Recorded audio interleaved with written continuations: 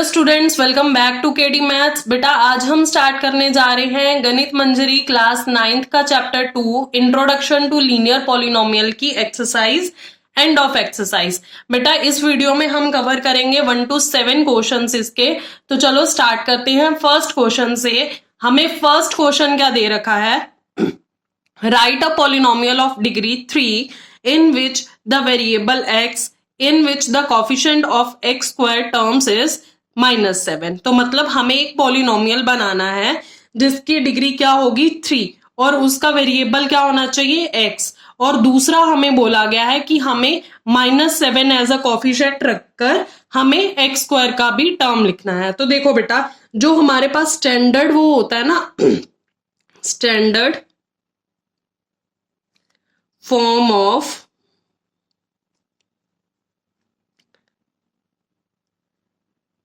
Standard form जो होता है डिग्री 3 का पॉलिनोमियल का, वो क्या होता है? Standard form of degree 3 polynomial क्या होता है? देखो वो होता है हमारे पास A X cube plus B X square plus C X plus D. ये बेटा हमारे पास स्टैंडर्ड फॉर्म होता है, ठीक है। मतलब ए बी सी, यहाँ पर सी आएगा, सॉरी, यहाँ पर सी और डी जो है हमारे पास नंबर्स होते हैं, मैथमेटिकल नंबर्स होते हैं, ठीक है। तो अब हमें क्या बोला गया है कि हमें ऐसी कोई इक्वेशन बनानी है जिसमें एक्स का वेरिएबल, एक्स का जो डिग्री है वो 3 हो। तो हम इसको ऐसे लिख सकते हैं 4x क्यूब, या फिर आप खाली एक्स क्यूब भी लिख सकते हो, ठीक है, इसमें कोई जरूरी नहीं है। उसके बाद देखो एक्स स्क्वायर का जो कॉफिशिएंट होना चाहिए वो -7 होना चाहिए। यहाँ पर एक्स स्क्वायर का कॉफिशिएंट क्या है? b। अगर यहाँ पर प्लस है तो -7 पुट करेंगे तो यहाँ पर -7 आ जाएगा, -7x²। उसके आगे हमें x और जो कांस्टेंट टर्म है उसके बारे में कुछ नहीं दे रखा, तो हम वहां पर अपनी मर्जी से नंबर पुट कर सकते हैं। तो लिख सकते हैं हम 3x + 1। तो बेटा बस इतना सा ये क्वेश्चन था, बस इस तरीके से इस क्वेश्चन को करना है। तो चलो देखते हैं हमारा नेक्स्ट क्वेश्चन, क्वेश्चन नंबर 2। तो बेटा ये है हमारा क्वेश्चन नंबर 2। इसमें क्या दे रखा है? Find the value of following polynomials at indicated value of variables. हमें इंडिकेटेड वैल्यूज दे रखी हैं और हमें पुट करनी है उसमें। जैसे फर्स्ट है हमारे पास 5x² - 3x + 7 है, और इन्होंने बोला है अगर इसमें हम x की वैल्यू 1 पुट करें तो हमारे पास क्या आंसर आएगा। तो चलो पुट करके देख लेते हैं। फर्स्ट वाला है हमारे पास 5x² - 3x + 7। तो यहां पर लिख देंगे इफ x = 1, तो 5 1 का स्क्वायर -3 × 1 + 7। तो 5 1 का स्क्वायर 1 नहीं हो गया, 5 × 1 5 हो गया, 3 × 1 3 हो गया, +7 है ना। अब देखो पॉजिटिव नंबर्स को प्लस कर दो, पॉजिटिव नंबर्स को प्लस करोगे तो आपके पास आ जाएगा 12 - 3। तो 12 - 3 कितना हो गया? 9। ये हमारा फर्स्ट पार्ट कंप्लीट हो गया। अब सेकंड पार्ट देख लेते हैं यहीं पर। सेकेंड पार्ट हमें दे रखा है 4t³ - t² + 6, और क्या है हमें? If t = a। अगर हमारे पास t की वैल्यू a है तो हमें कैसे पुट करना है? बहुत सारे बच्चे ना यहाँ पर कंफ्यूज हो जाते हैं कि t a हो गया, अब क्या होगा? तो बेटा कुछ नहीं होगा, बस t की जगह पर a पुट करते जाओ, a³ - a² + 6। तो ये हो गया 4a³ - a² + 6। बस यहाँ पर सॉल्व हो गया। अब इसके आगे ये सॉल्व होगा नहीं, तो हमारा क्वेश्चन नंबर 2 हो गया कंप्लीट। अब चलते हैं हम अपने नेक्स्ट क्वेश्चन, क्वेश्चन नंबर 3 पर। तो चलो बेटा स्टार्ट करते हैं हमारा क्वेश्चन नंबर 3। क्वेश्चन नंबर 3 में दे रखा है if we multiply a number by 5/2 and add 2/3 to the product we get -7/12, find the number. तो क्वेश्चन में क्या है कि अगर हमारे पास जो नंबर है हम उसको 5/2 से इंटू करेंगे और मल्टीप्लाई करने के बाद हम उसमें 2/3 ऐड कर देंगे तो हमारे पास आंसर क्या आएगा? -7/12। तो चलो इसको स्टार्ट करते हैं। सबसे पहले हम क्या कर लेंगे? हम लिख लेंगे लेट the required number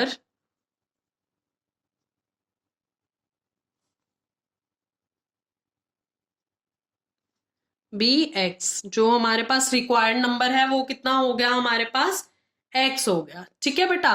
अब अकॉर्डिंग टू क्वेश्चन हमें क्या दे रखा है, अकॉर्डिंग टू क्वेश्चन क्या करना है, हमने 5/2 को उसमें इंटू करना है, तो मतलब 5/2 इंटू एक्स हो गया, और इसके प्रोडक्ट में हमने क्या करना था, ऐड करना था 2/3 को, कर दिया, ठीक है। और हमारे पास जो आंसर आएगा वो क्या आएगा, -7/12, ये बोला गया। तो चलो अब इस इक्वेशन को सॉल्व कर लेते हैं और अपना नंबर फाइंड कर लेते हैं। तो इसको इंटू करेंगे तो 5x/2 plus 2/3 is equals to -7/12। अब इसका एलसीएम ले लेंगे तो इसका एलसीएम तो 6 ही आएगा, है ना। तो इसका एलसीएम 6 आ गया, 6 लिख दिया। अब जब इसका एलसीएम 6 है तो इसको 2 से डिवाइड करेंगे तो 3 5 जा कितना हो गया 15x, और 6 को 3 से डिवाइड करेंगे तो 2 2 जा 4 -7/12। अब ये वाला जो 6 है इस तरफ ले जाके हम क्या कर देंगे, मल्टीप्लाई ऊपर, क्योंकि नीचे डिवाइड हो रहा है ना, तो -7 × 6/12। तो देखो 6 1 जा 6, 6 2 जा 12, तो इजी हो जाएगी हमारे पास calculation.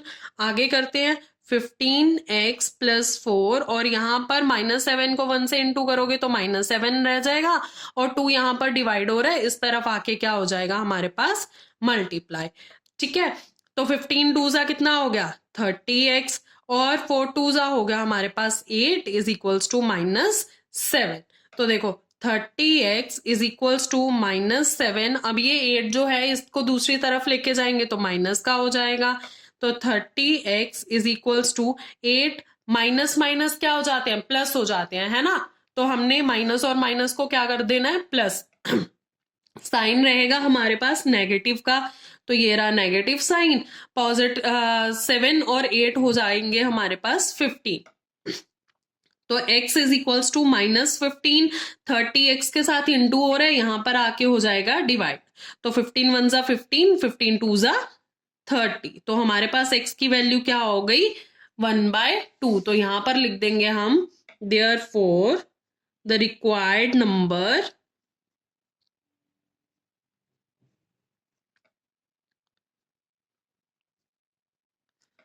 x is equals to -1/2। ये हमारा आंसर था बेटा। हमारा हो गया क्वेश्चन नंबर थर्ड कंप्लीट। अब चलेंगे नेक्स्ट क्वेश्चन, क्वेश्चन नंबर 4 पर। तो चलो बेटा नेक्स्ट क्वेश्चन करते हैं, क्वेश्चन नंबर 4। क्वेश्चन नंबर 4 दे रखा है, a positive number is 5 times another number. मतलब जो पॉजिटिव नंबर होगा वो क्या होगा हमारे पास, दूसरे नंबर से 5 टाइम्स ज्यादा होगा। If 21 is added to both the numbers, अगर हम 21 को दोनों नंबर्स में ऐड करें, then one of the new number become twice the other new number। तो एक नंबर जो होगा वो दूसरे के क्या होगा, डबल होगा। ट्वाइस मतलब डबल हो गया ना। What are the numbers? अब हमें नंबर्स निकालने हैं, तो चलो लिख लेते हैं।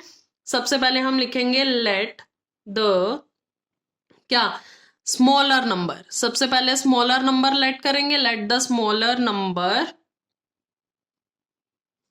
B x। छोटा नंबर क्या है हमारे पास x, और जो अदर नंबर है वो क्या हो जाएगा, अदर नंबर बी 5x हो गया, क्योंकि दूसरा नंबर क्या बोला गया 5 टाइम्स उसका, ठीक है।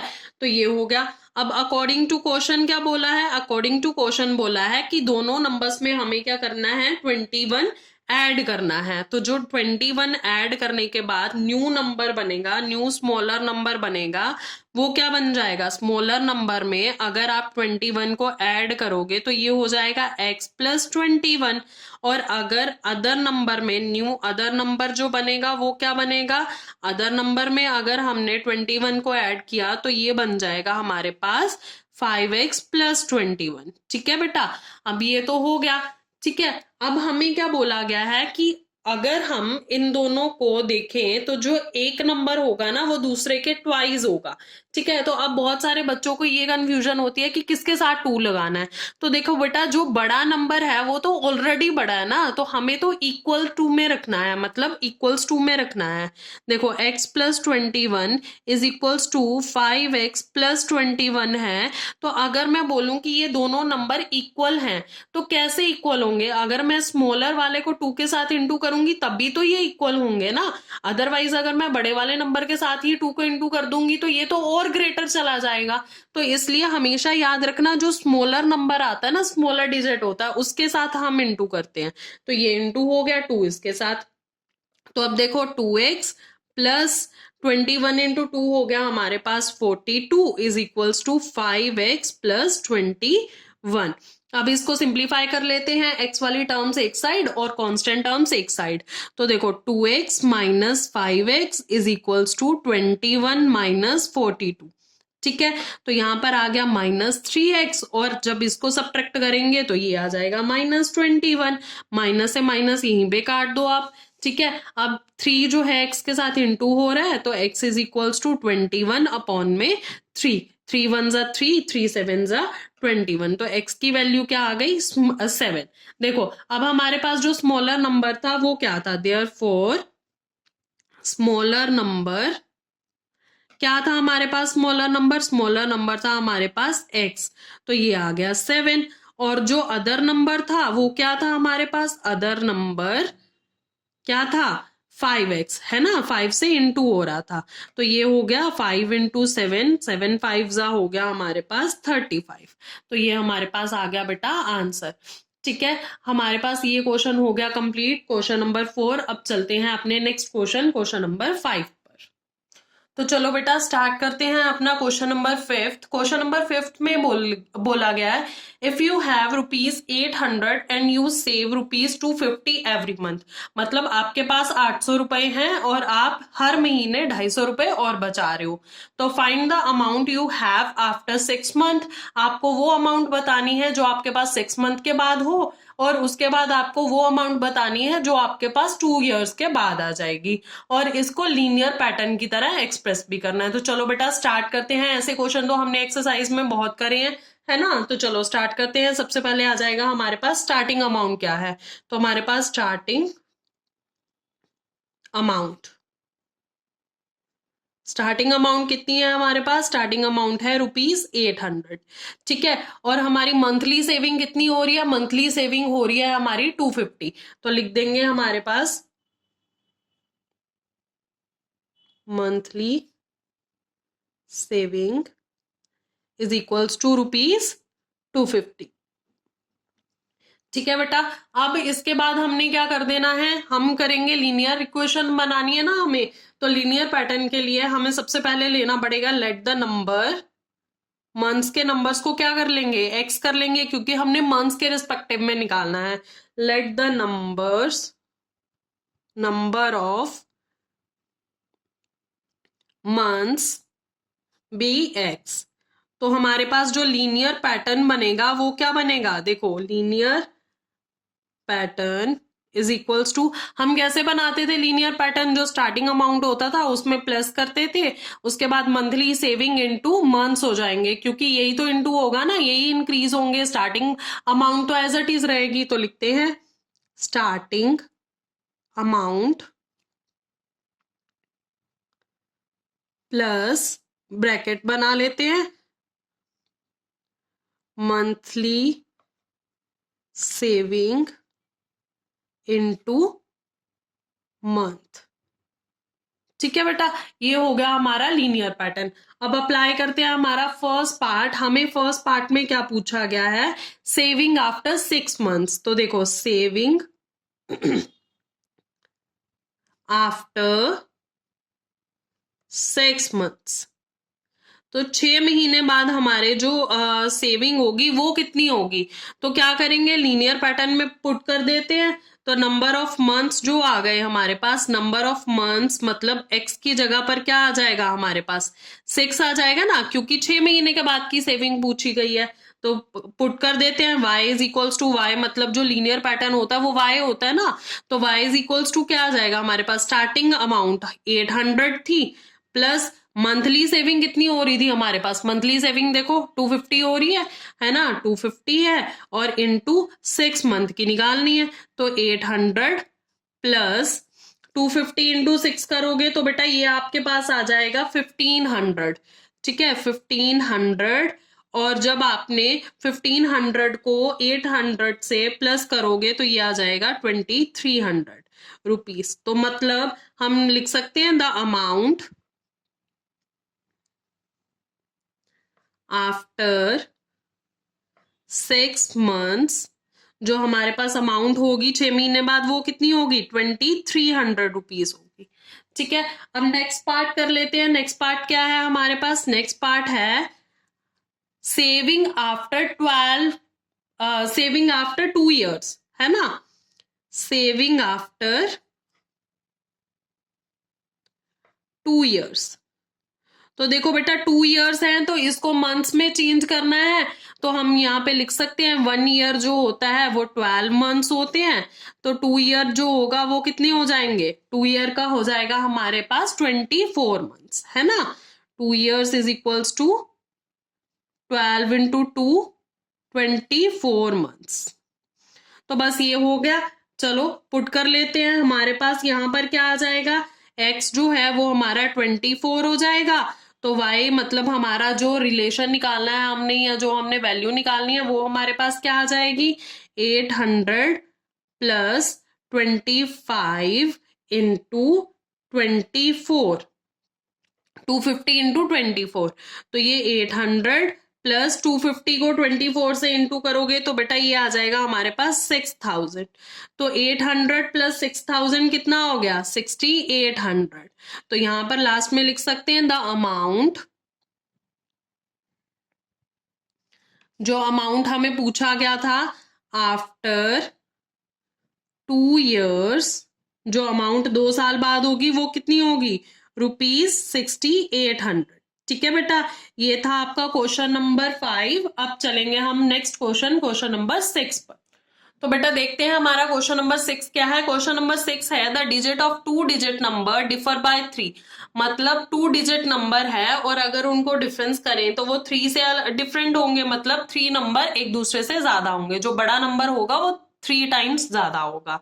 If the digit are interchanged and the resulting number is added to original number we get 143। मतलब अगर हमने डिजिट्स को इंटरचेंज कर दिया, उल्टा पुल्टा कर दिया, जैसे 143 है, अगर मैं 1 को हटा दूं तो ये 43 टू डिजिट नंबर हो गया, तो मतलब पहले मेरे पास 43 था, अब मैंने इसको उल्टा पुल्टा कर दिया तो मतलब ये 34 हो गया। अगर इस तरीके से करूं और जो हमारे पास जो ओरिजिनल नंबर है उसमें मैं ऐड करूं तो मेरे पास आंसर क्या आएगा? 143। तो मेरे को दोनों नंबर्स निकालने हैं, तो चलो पहले स्टार्ट करते हैं।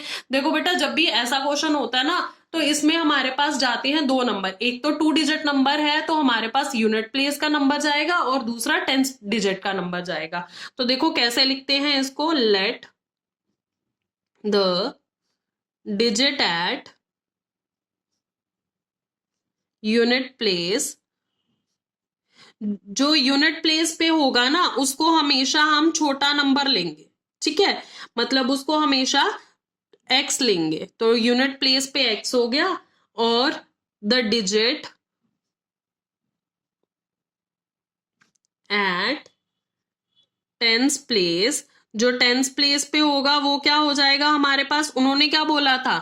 3 टाइम्स डिफर है, तो मतलब ये हो गया x प्लस 3, है ना। जो वो नंबर होगा टेंस प्लेस पे वो तो बड़ा हो जाएगा। अब ओरिजिनल नंबर जो है, अगर ओरिजिनल नंबर की वैल्यू देखी जाए तो वो क्या होगा हमारे पास?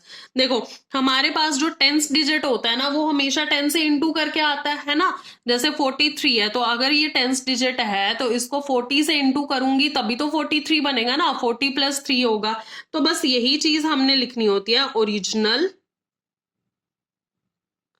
Number value. अब हम ओरिजिनल नंबर वैल्यू जब निकालेंगे तो हम क्या करेंगे? 10 को जो टेंस डिजिट पे है उसको 10 से इंटू कर देंगे और जो वंस डिजिट पे है उसको 1 से। ऐसे ही चलता है ना नंबर, वंस, टेंस, 100, तो इसी तरीके से हम इंटू करते जाएंगे। तो हम लिख देंगे multiply 10 by 10 and unit by 1।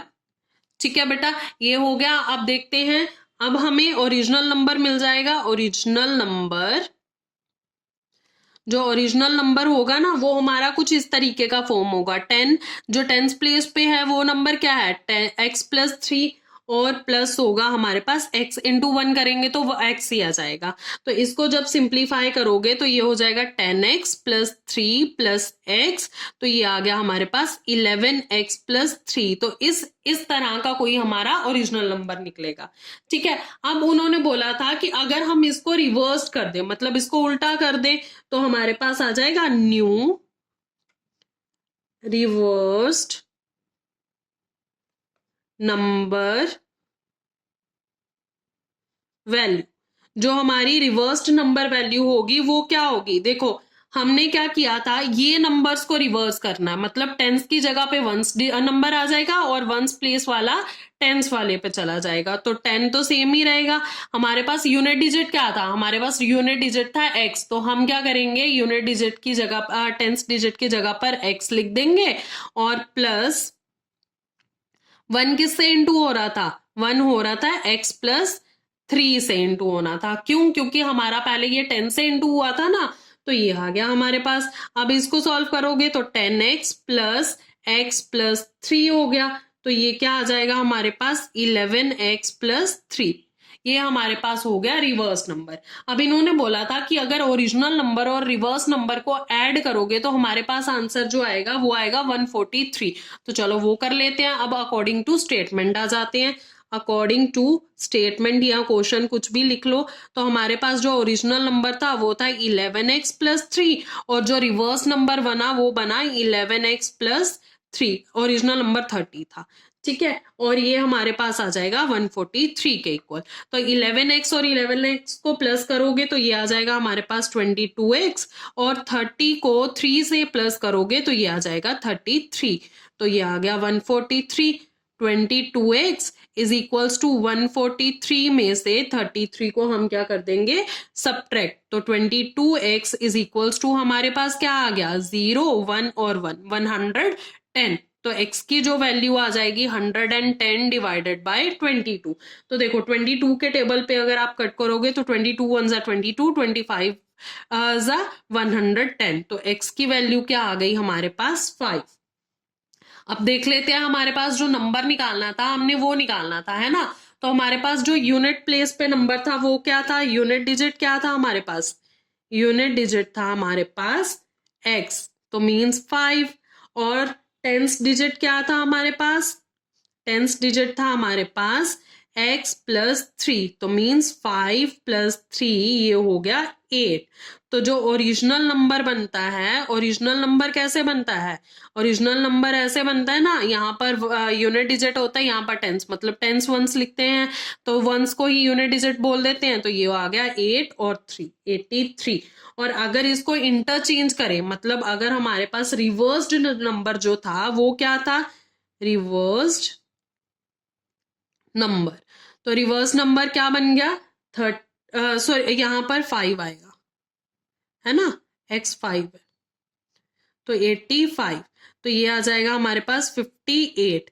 तो अगर आपको अपना आंसर चेक करना है तो इन दोनों को प्लस करके देख लो, 143 आना चाहिए था ना, है ना, दोनों का सम क्या था 143।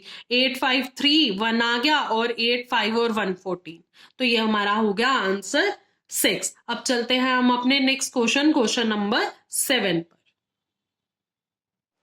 तो चलो बेटा करते हैं क्वेश्चन नंबर 7। क्वेश्चन नंबर 7 में क्या दिया हुआ है, draw a graph of following equations. Following equations का हमें क्या बनाना है, ग्राफ ड्रॉ करने हैं एंड आइडेंटिफाई देयर स्लोप, हमें स्लोप भी बतानी है और उनके वाई इंटरसेप्ट्स भी बताने हैं, और also find the coordinates of points where the lines these lines cut the Y axis. अब हमें ये पॉइंट्स भी बताने हैं, कोऑर्डिनेट्स बताने हैं जहां पर ये लाइंस जो हैं वाई एक्सिस को कट करेंगी। तो चलो बेटा स्टार्ट करते हैं हमारे फर्स्ट क्वेश्चन से। इसका फर्स्ट पार्ट है y is equals to -3x plus 4। तो हमने ऐसे क्वेश्चंस जो हैं एक्सरसाइज 2.6 में भी किए हैं। तो चलो फर्स्ट वाले पार्ट के लिए हम बना लेते हैं हमारा बॉक्स -3x प्लस 4। ठीक है, अब ये हो गया। अब हम इसका बना लेंगे एक छोटा सा बॉक्स। ये हमारे पास बॉक्स आ गया, x एंड y आ गया। अब सबसे पहले अगर x की वैल्यू 0 पुट करूंगी तो y क्या आ जाएगा मेरे पास, y आ जाएगा मेरे पास 4। तो x 0 पुट किया, y आ गया 4। ठीक है, अगर मैं x की वैल्यू 1 पुट करूंगी तो क्या आ जाएगा मेरे पास, -3 + 4। तो ये क्या आ गया मेरे पास, आ गई वैल्यू 1। तो 1 पुट करने पे मेरे पास वैल्यू आ गई 1। ठीक है बेटा, तो ग्राफ हम इसी पर ड्रॉ कर लेते हैं एक रफली सा, और उसके ऊपर मार्क कर देंगे। तो चलो यहां पर ड्रॉ कर लेते हैं हम अपना ग्राफ। तो देखो बेटा,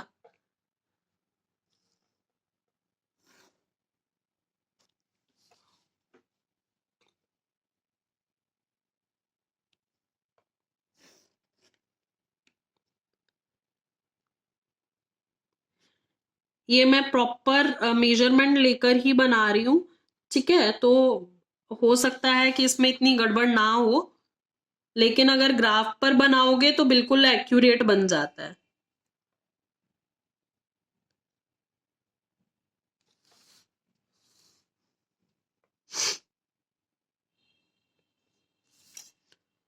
तो ये हो गया हमारा x एक्सिस, ये हो गया हमारा y एक्सिस, ये हो गया हमारा x डैश, और ये हो गया हमारा y डैश। 1 2 3 4, 1 2 3 4, -1 -2 -3 -4, -1 -2 -3 -4। ठीक है बेटा, अब हम इसको प्लॉट कर लेते हैं। हमारे पास फर्स्ट पॉइंट क्या है, 0 एंड 4। तो 0 एंड 4 का मतलब है कि ये y एक्सिस पे लोकेट करेगा, ये आ गया 0 एंड 4। अब सेकंड नंबर क्या है हमारा, 1 एंड 1। तो 1 एंड 1 जो है वो हमारा इस जगह पर आ जाएगा। तो ये आ गया हमारा 1,1। अब इसकी लाइन ड्रॉ कर देते हैं। जब इसकी लाइन ड्रॉ करेंगे तो ये आ गया हमारा ये। ठीक है बेटा, तो ये हमारा हो गया फर्स्ट। तो देखो बेटा, हमें बोला गया था कि हमें बताना है कि ये जो लाइन है ये y पर कहां पर इंटरसेक्ट हो रही है, उसके कोऑर्डिनेट्स बताने हैं। तो कहां पर इंटरसेक्ट हो रही है ये लाइन, y पर। तो 0 और 4 पर इंटरसेक्ट हो रही है ना, तो बस वही लिख देना है। तो चलो अब बारी बारी इसकी सारी चीजें लिखते हैं। हमें सबसे पहले पूछा था कि इसकी स्लोप और इसका y इंटरसेप्ट बताओ, और y कहां पर इंटरसेक्ट हो रहा है उसके कोऑर्डिनेट्स बताओ। तो सबसे पहले हम यहां पर लिख देंगे हमारे पास स्लोप।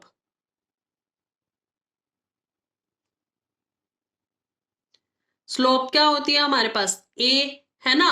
ए क्या था इस इक्वेशन में हमारे पास, स्लोप क्या थी हमारे पास इस इक्वेशन में, -3। तो ये हमारे पास स्लोप है, ये देखो। ठीक है, जब हमारे पास सिंगल टर्म्स में आता है ना, तो हमने सिर्फ यहां से देख के सिर्फ उसकी वैल्यूज लिखनी होती है कि हमारे पास स्लोप की वैल्यू क्या है। स्लोप की वैल्यू है -3। अगर मैं पूछूं कि y इंटरसेप्ट क्या है हमारे पास, तो y इंटरसेप्ट b की वैल्यू होती है, तो वो आ जाएगी 4। तो बस यही चीज लिखनी है बेटा। तो y इंटरसेप्ट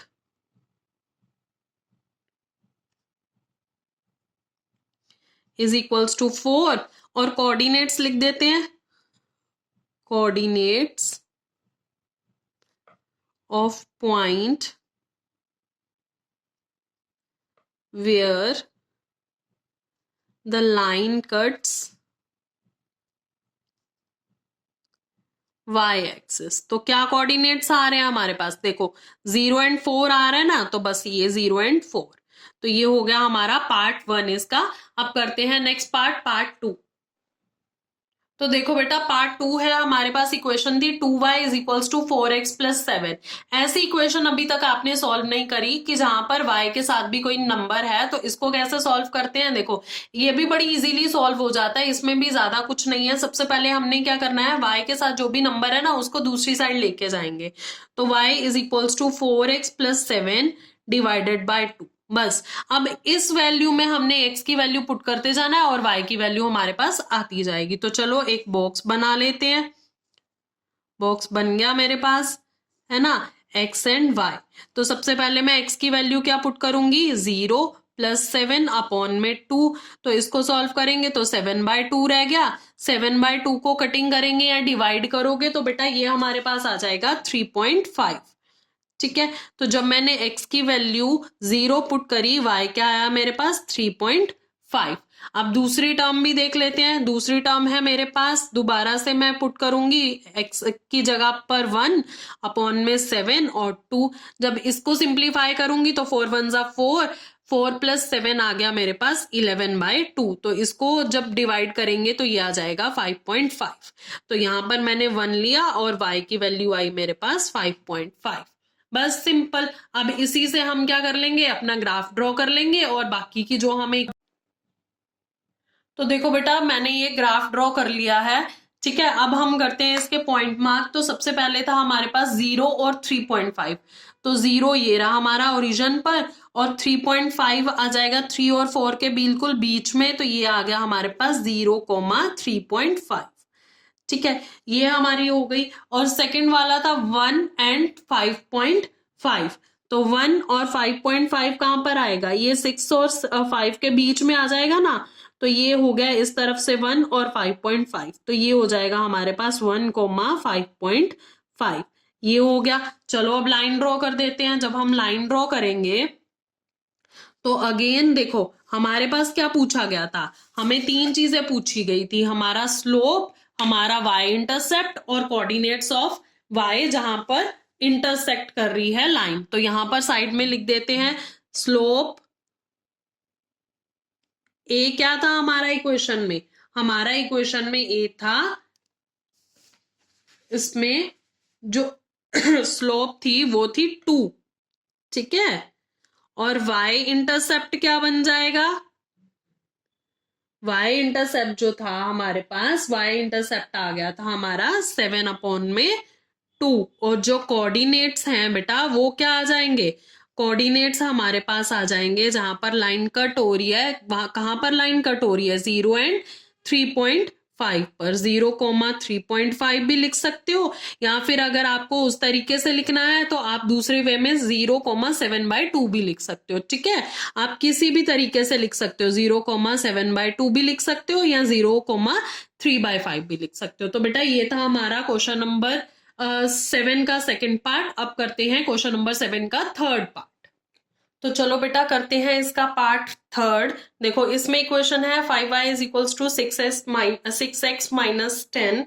तो इसको सॉल्व कर लेंगे तो ये आ जाएगा y is equals to 6x minus 10 divided by 5। अब इसका भी हम बॉक्स बना लेते हैं, x and y value put करेंगे, 6 की जगह पर 0, तो हमारे पास आ गया -10/5। x की जगह पर 0 पुट करने पे तो y की वैल्यू क्या आ गई -2। अब दूसरी वैल्यू पुट करते हैं x की जगह पर हम, देखो अगर 1 पुट करेंगे तो डेसिमल में चला जाएगा। तो देखो हम क्या कर सकते हैं कि कोई ऐसा नंबर जो 6 के साथ इंटू करने पर हमारे पास ऐसा नंबर आ जाए जो डिविजिबल बाय 5 हो। तो माइनस करेंगे 10 से तो वो भी नंबर डिविजिबल बाय 5 होगा। तो देखो 6 5 जा 30 होता है ना। तो अगर मैं यहां पर कर दूंगी तो ये आ जाएगा मेरा 30 माइनस 10 अपॉन में 5। तो ये आ गया 20 माइनस 10 अपॉन में 5। तो ये 20 आ गया ना, सॉरी 30 माइनस 10 हो गया 20। तो 5 1 जा 5, 5 4 जा 20। तो ये आ गया 4। तो अगर मैंने 5 पुट किया तो ये आ गया मेरा 4। ये मेरे कोऑर्डिनेट्स आ गए। चलो हम ग्राफ पे ड्रॉ कर लेते हैं, ग्राफ पे किस तरीके से हमारे पास ड्रॉ होगा। तो ये मैंने ग्राफ ऑलरेडी ड्रॉ कर लिया हुआ है। ठीक है, तो हमारे पास क्या क्या कोऑर्डिनेट्स आए थे, हमारे कोऑर्डिनेट्स आए थे 0 एंड -2। तो 0 एंड -2 देखो कहां पर आएगा, 0 एंड -2। तो ये आ गया हमारा ये यहाँ पर 0,-2। और दूसरा था हमारा कौन सा 5 एंड 4। तो 5 और 4, तो ये इस तरीके से यहाँ पर लगभग यहाँ पर इस तरीके से आ जाएगा हमारा 5 एंड 4, 5,4। अब लाइन को हम ड्रॉ कर लेते हैं। तो जब हमने लाइन को ड्रॉ किया तो हमारे पास ये चीज आ गई। ठीक है बेटा, अब ये ड्रॉ करने के बाद देखो हमें फिर से वही चीजें बतानी है। हमें क्या बताना है, एक तो स्लोप बतानी है, स्लोप ए क्या थी, स्लोप इसमें हमारे पास 6 थी, y इंटरसेप्ट बताना है। y इंटरसेप्ट क्या आ जाएगा हमारे पास इसमें, y इंटरसेप्ट आ गया हमारे पास इसमें -2।